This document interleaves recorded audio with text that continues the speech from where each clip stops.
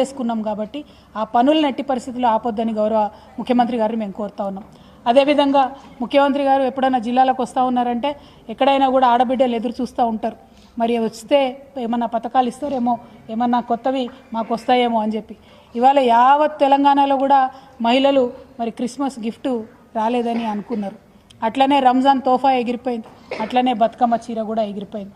ఇవన్నీ ఒకప్పుడు ఇచ్చుకున్నాం, ఇప్పుడు ఏది లేనటువంటి పరిస్థితి. పోనీ క్రిస్మస్ గిఫ్ట్ తీసేసిండ్రు, మరి మహాలక్ష్మి పథకం కింద మాకేమన్నా 2500 రూపాయలు ప్రకటిస్తారేమో ఇలా మంచి రోజు అని చెప్పి తెలంగాణ మహిళలు అనుకున్నారు.